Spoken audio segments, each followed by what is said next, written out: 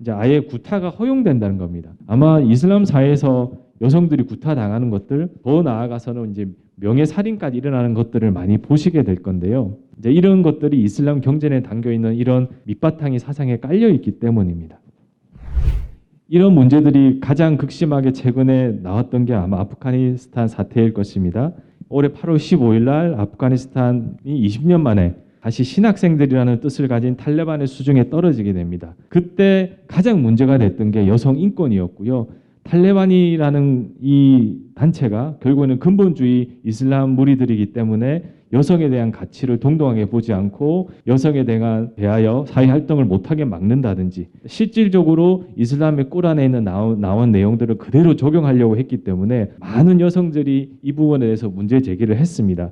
그러자 탈레반 이 수장들이 나와서 우리는 다르다. 이번에는 다르다. 여성들의 인권을 보장해두고 사회활동을 하게 해주겠다고 했지만 결국 지금 들려오는 소식들은 뭐 여성을 학살한다든지 밖에 나오지도 못하게 한다든지 그런 문제점들이 계속해서 들려오고 있다는 것을 알 수 있습니다.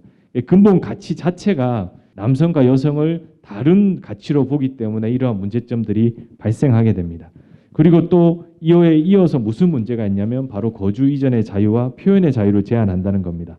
세계인권선언 13조에 보시면 모든 사람은 자국 내에서 이동 및 거주의 자유에 대한 권리를 가진다라고 되어 있고요. 19조에 보시면 명 교수님께서도 말씀하셨지만 모든 사람은 의견의 자유와 표현의 자유에 대한 권리를 가진다라고 선언을 하고 있습니다. 분명히 이 선언에 따라서 우리는 너무나도 당연하다고 생각할 겁니다.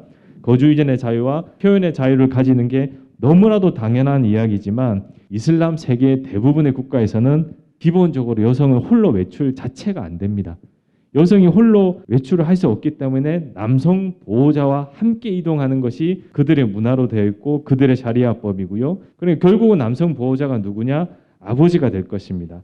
또 아버지가 아니라 결혼했으면 남편이 될 것이고요. 그러다 보니까 그들이 뭐 해외여행을 간다든지 유학을 간다든지 했을 때 거의 불가능에 가까운 그런 일들이 생기게 됩니다. 아마 대한민국에 있는 많은 무슬림들이 지금 들어와 있지 않습니까?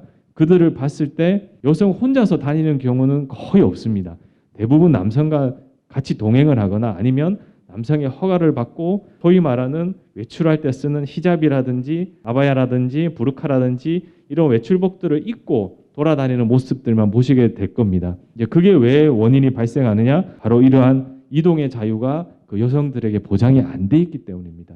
그럼 대한민국에 왔으니까 당연히 대한민국에는 이동의 자유, 주거의견의 자유가 있고 표현의 자유가 있으니 그것을 지키지 마라라고 그들한테 아무리 이야기해도 그들이 평생 살아왔고 사상적으로 주입해왔고 그렇게 배워왔기 때문에 어느 국가를 가든 이 문화, 이슬람 문화를 벗어날 수 없다는 게 바로 무섭습니다. 그렇게 되는 이유 중에 하나가 그들이 공동체를 형성해서 umma 공동체라는 공동체를 형성해서 살아가기 때문에 그들이 그를 서로 이제 지켜보는 거죠. 마치 북한에서 서로 지켜보면서 반역을 하냐 안 하냐 이제 지켜보는 것처럼 이슬람도 공동체라는 생활을 계속 자기들끼리 하기 때문에 서로 혹시 배교 활동을 하는지 안 하는지를 서로 주시하고 있다는 겁니다. 그런 데서 문제가 많이 발생하게 되는 부분입니다. 56쪽에 보시면 또 남성에게 종속되는 여성의 지혜에 대해서 말씀드려야 되는데요. 세계인권선언 7조에 보시면 모든 사람은 법 앞에 평등하며 어떠한 차별도 없이 법의 동등한 보호를 받는다라고 선언을 하고 있습니다.